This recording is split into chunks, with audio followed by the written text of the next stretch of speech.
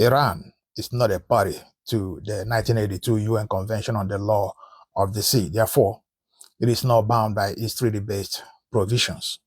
That's part of the reply. This reply that Tehran gave the UN, who, of course, the US is now trying to use in their desperate attempt to write a problem, to, make a problem they caused disappear. The problem they caused by deciding to bomb Iran. Now, the irony of the US going to the UN to try and get Iran to comply to quote unquote international law burns very hard. You know what I mean? They didn't go to UN to obtain permission before they started bombing Iran, but now they want the UN to intervene because their bombing Iran has now brought this problem. Anyway, that's a story for another day. What I really want to talk about here today is the real reason why Iran wants control of the Strait of Hormuz.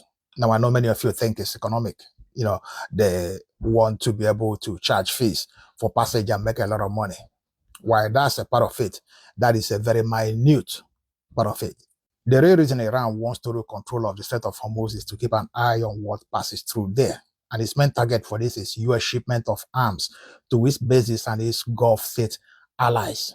Having total control in this manner will give Iran access to the cargo hold of every ship that passes through the strait. So they will know exactly what every ship has in its hold, what it is carrying.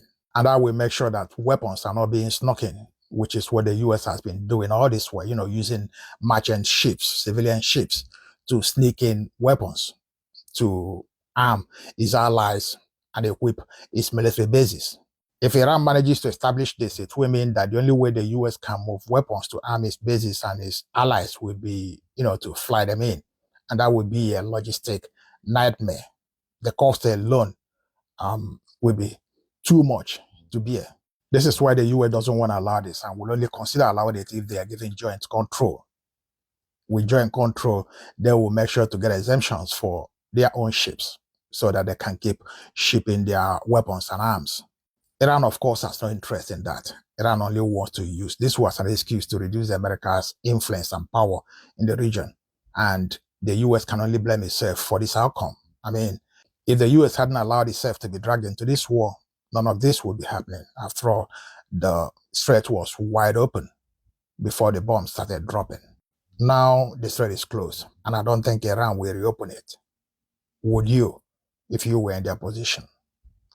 Thanks for watching, and please like, share, and follow.